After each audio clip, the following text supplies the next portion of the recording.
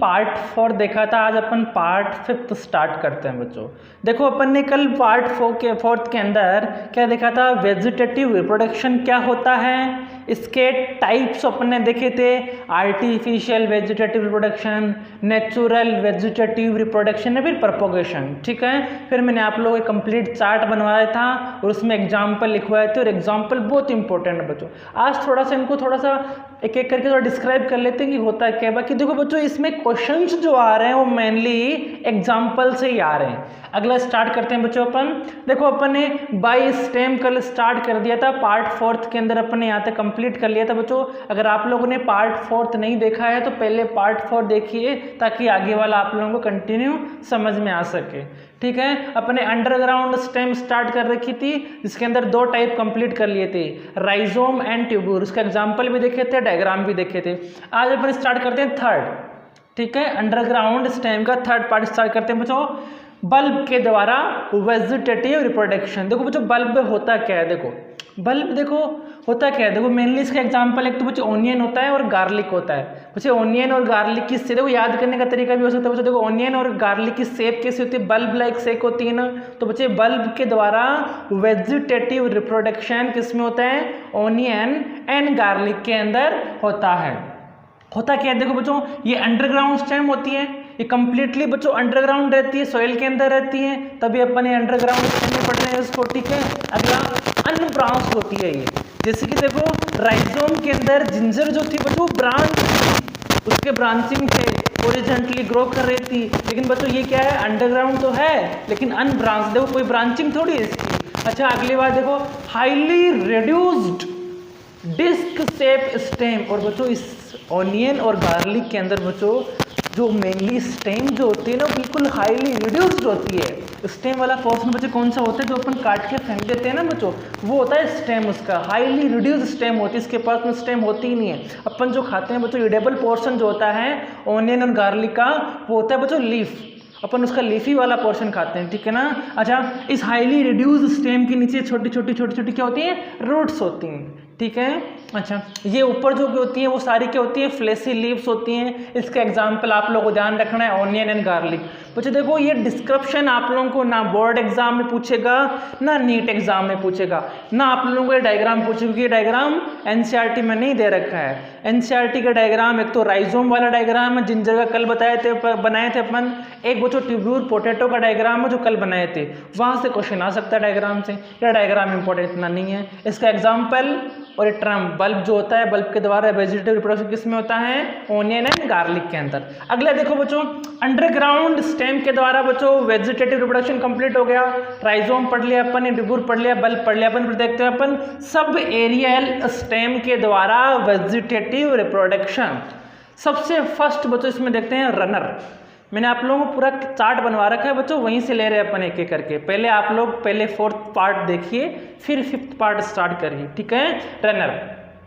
Runner बच्चे होता क्या एक्चुअली, रनर जो होता है बच्चों, ये इस टाइप का वेजिटेटिव रिप्रोडक्शन जो लॉन ग्रास होती है और स्ट्रॉबेरी होती है उसके अंदर होता है। लॉन ग्रास बच्चे कौन सी होती है, जो घर के सामने जो ग्रास लगाई जाती है ना, धूप लगाई जाती है, उसे बोलते हैं अपन लॉन ग्रास।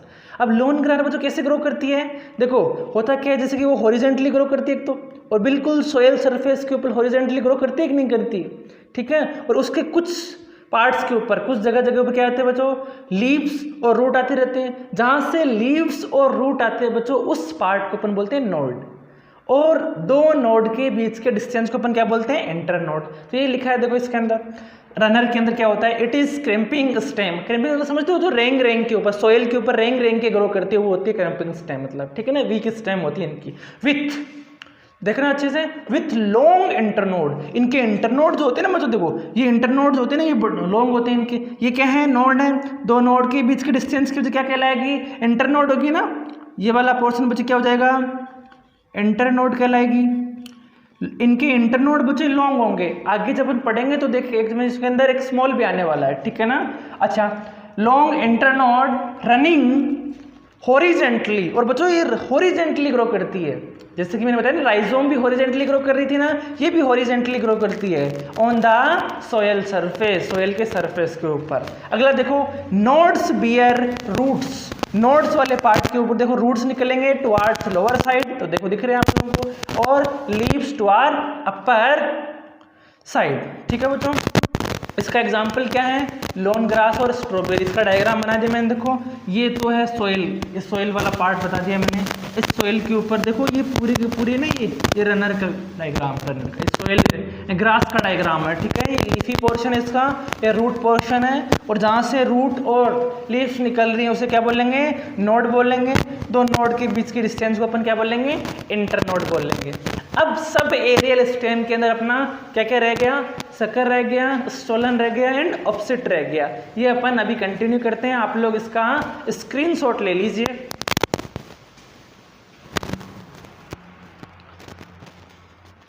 हेलो बच्चों अपन ने अभी इससे पहले क्या किया था, सब एरियल स्टेम के अंदर सबसे फर्स्ट टाइप था रनर, कंप्लीट किया था। रनर का एग्जाम्पल क्या है, लॉन ग्रास, वेरी इंपॉर्टेंट बच्चों, बार बार क्वेश्चन आ रहा है वहां से। दूसरा इसका टाइप बच्चों सकर। देखो सकर में क्या होता है, सकर के अंदर बच्चों होता क्या है, जो स्टेम जो होती है ना बच्चों, स्टेम पेरेंटल प्लांट की स्टेम जो होती है वो कुछ टाइम के लिए हॉरिजॉन्टली सोइल के अंदर ग्रो करती है, और सडनली फिर थोड़े टाइम बाद में सडनली ये स्टेम जो बच्चे बाहर इमर्ज आउट हो जाती है, फिर ऑब्लिकली ग्रो कर जाती है। फिर इस स्टेम से बच्चों खूब सारी लीव्स निकल जाती हैं। और अगर मान लो बच्चों इस स्टेम को यहाँ से काट दिया जाए तो बच्चों क्या होगा, ये नए प्लांट का फॉर्मेशन हो गया कि नहीं हो गया। तो बच्चों ये रूट्स हैं और ये सारा स्टेम वाला पोर्शन है, सारा स्टेम है। ठीक है, स्टेम क्या कर रही है, सोइल के अंदर ग्रो कर लिया। तभी तो अपन बोल रहे हैं ना सब एरियल स्टेम। हाफ इसके स्टेम कहाँ है, कुछ स्टेम तो बच्चों कहाँ है, बाहर एरियल पोर्शन में, कुछ स्टेम बच्चों कहाँ है, सोइल वाले पोर्शन के अंदर प्रेजेंट है। ठीक है, और जिस पोर्शन से बच्चों ये नया प्लांट बन रहा है, देखो इस वाले पोर्शन से, उसको अपन क्या बोल देंगे, सकर बोल देंगे। ठीक है, इसका एग्जाम्पल क्या है बच्चों, सकर का एग्जाम्पल है मिंट। वेरी इंपॉर्टेंट बच्चों, बार बार क्वेश्चन आ रहे हैं यहाँ से, मिंट के अंदर किस टाइप का वेजिटेटिव प्रोपोगेशन होता है, आप लोगों को अच्छा ध्यान रखना है। ठीक है, सकर देख लेते हैं एक बार, इसमें क्या लिखा है, सकर सकर स्टेम। देखो सकर की स्टेम जो है ग्रो करती है हॉरिजेंटली, देखो सकर की स्टेम ग्रो कर रही है हॉरिजेंटली फॉर ए डिस्टेंस, कुछ डिस्टेंस के लिए बच्चों ये ग्रो करती है। ठीक है, अंडर द सोइल के अंदर। एंड देन थोड़े टाइम बाद में बच्चों जैसे ही ग्रो कर जाती है थोड़े टाइम के लिए, इसके बाद में ओब्लिकली, देखो and grow obliquely upward, obliquely बच्चों सडनली बच्चों क्या करेगी, फिर बाहर अपवर्ड ग्रो कर जाती है एंड प्रोड्यूस न्यू सूट, और इससे बच्चे नया सूट का फॉर्मेशन हो जाता है। और अगर मान लो यहाँ से इस स्टेम को काट दिया जाए तो इस पेरेंटल प्लांट से नया प्लांट का फॉर्मेशन हुआ कि नहीं हुआ। बच्चे अपने को यही करना था, वेजिटेटिव प्रोपोगेशन में क्या करना होता है, पेरेंटल प्लांट से या फिर पेरेंटल पार्ट से कोई नया प्लांट का फॉर्मेशन कर देना, वही क्या कहलाता है, वेजिटेटिव प्रोपोगेशन होता है भाई, जिसके अंदर flowers gametes include now, without gamete fertilisation नया प्लांट बन जाए, वो तो बच्चे क्या कहते, वही तो वेजिटेटिव प्रोपोगेशन कहलाता है बच्चों। ठीक है, इसका एग्जाम्पल आप ध्यान रखना, पाइनएप्पल एंड मिंट, शक्कर का। अगला बच्चे देखते हैं अपन स्टोलन। ठीक है, स्टोलन में देखो होता क्या है बच्चों, देखो ये देखो क्या है, पेरेंटल प्लांट है, ध्यान देना बच्चों। देखो ये चीज़ डायग्राम से क्लियर हो गया आप लोगों को। बाकी आपके एनसीईआरटी बुक में बच्चों कुछ भी नहीं दे रखा है इनके बारे में, बस केवल नाम दे रखा है शक्कर, स्टोलन, बस। बाकी एग्जाम्पल भी नहीं दे रखा, लेकिन क्वेश्चन आ रहे हैं, इसलिए मैं आपको बोल रहा हूँ थ्योरी भी याद न करो तो कम से कम एग्जाम्पल जरूर ध्यान रखना, शक्कर का एग्जाम्पल क्या है, स्टोलन का एग्जाम्पल क्या है। ठीक है बच्चों, आगे देखो स्टोलन के अंदर क्या होता है, देखो ये है पेरेंटल प्लांट की स्टेम। अब इस स्टेम से देखो, इस स्टेम से कुछ लोअर साइड से कुछ ब्रांचेज होती है ना, लोअर साइड से कुछ ब्रांचेज क्या कर जाती हैं, सोयल तक टच कर जाती हैं। देखो ये वाली देखो, इस पेरेंटल प्लांट के पेरेंटल प्लांट से देखो ये स्टेम निकली और सोयल तक टच कर गई। सोयल को जैसे टच कर जाते हो बच्चे, यहाँ से रूट्स निकल जाती हैं, और रूट्स निकल जाती है यहाँ से, और ऊपर से सूट का फॉर्मेशन जाता है। तो नया प्लांट बना कि नहीं बना, अगर इसको यहाँ से काट दिया जाए तो बच्चे क्या हो गया, नया प्लांट बन गया ना।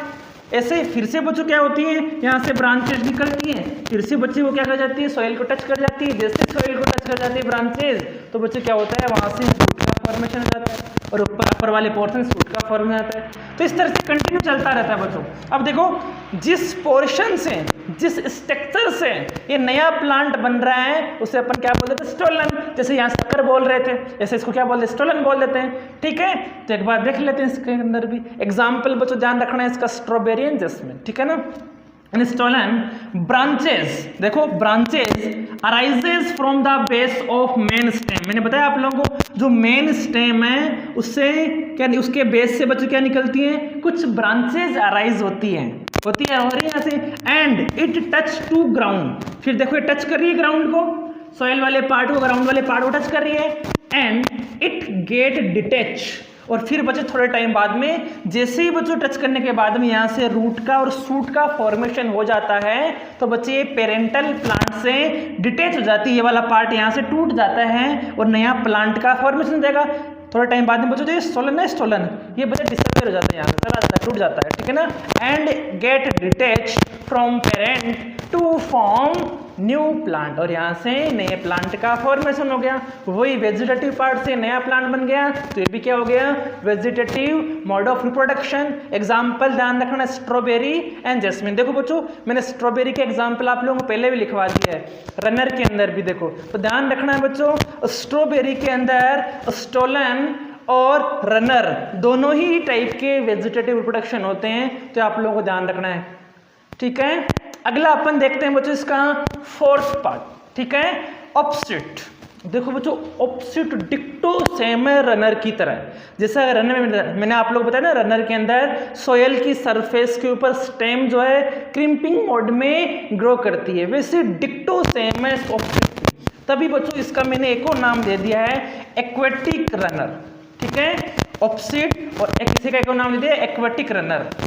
जैसे रनर के अंदर सोयल की सरफेस के ऊपर जो ग्रास से ग्रो कर रही थी, वैसे बच्चों डिक्टो सेम यहाँ पे ये ग्रो करने वाली, ठीक है। देखो इसमें होता क्या है, देखो इन ऑपोजिट एक डिफरेंस बच्चों इन दोनों में, वहां क्या था, रनर के अंदर इंटरनोड जो थे बच्चों वो बहुत लॉन्ग थे, मैंने आपको बताया था, आगे मैं आप लोगों को शॉर्ट इंटरनोड भी बताने वाला हूं अभी, ठीक है। वहां मैंने क्या बताया था, रनर के अंदर इंटरनोड लॉन्ग होते हैं, यहाँ पे देखो in opposite internode is short, यहाँ पे इंटरनोड बहुत छोटे होते हैं, देखो इंटरनोड बहुत छोटे होते हैं, ठीक है। And each node, her node से बच्चों रोजेट ऑफ लीव निकलती है, मतलब लीव्स का खूब सारे गुच्छे निकलते हैं, ठीक है। तो देखो ये आप लोग एग्जांपल डायग्राम बना दिया है मैंने, ये क्या है, यहाँ से देखो नोड वाला पार्ट है, नोड से रूट्स निकल रही हैं और ऊपर वाले पार्ट से लीव्स निकल रही हैं, और देखो ये जो है ना बच्चों, ये वाला पार्ट, ये नीचे क्या है, ये पूरा पानी है, देखो इससे ऊपर वाले सारे के सारे एग्जाम्पल बच्चों क्या बताया था मैंने,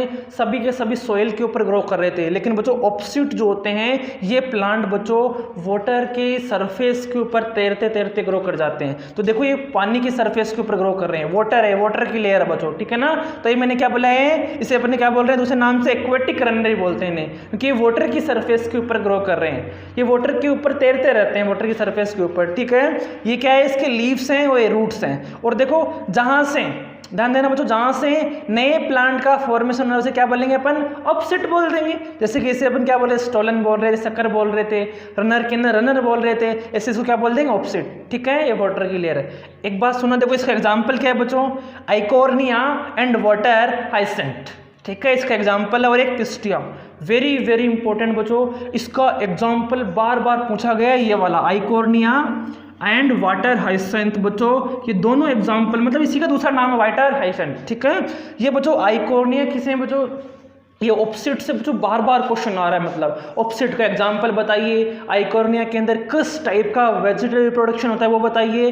अच्छा एक बात और बता दो बच्चों, इस आइकोर्निया के लिए बच्चों अपन थोड़ा और डिटेल में पढ़ने वाले हैं। देखो बच्चों इंडिया के अंदर ये आइकोर्निया इसलिए लाया गया था क्योंकि इसकी लीव्स की शेप और इसके फ्लोर बड़े ब्यूटीफुल होते हैं, इंडिया के अंदर इसे इसलिए लाया गया था वारसे कि इसकी लीव्स की शेप और इसके फ्लोर बहुत ही अच्छे होते हैं। अब ये लाने के बाद में जैसे इसको बच्चे वाटर बॉडी के अंदर लगाया गया तो पता चला बच्चों इसके अंदर बहुत तेजी से वेजिटेटिव रिप्रोडक्शन होता है, और इतना तेजी से होता है जितना अपन रिमूव कर देते हैं उससे पहले ये और स्प्रेड हो जाता है और ज़्यादा फैल जाता है। और सबसे बच्चों इसका डिसएडवांटेज बच्चों ये है कि ये जो वाटर बॉडी से बच्चों ऑक्सीजन को ट्रेस कर लेता है, ऑक्सीजन को खींच लेता है, इससे जो एक्वेटिक एनिमल्स हैं उनकी बहुत जल्दी डेथ हो रही है।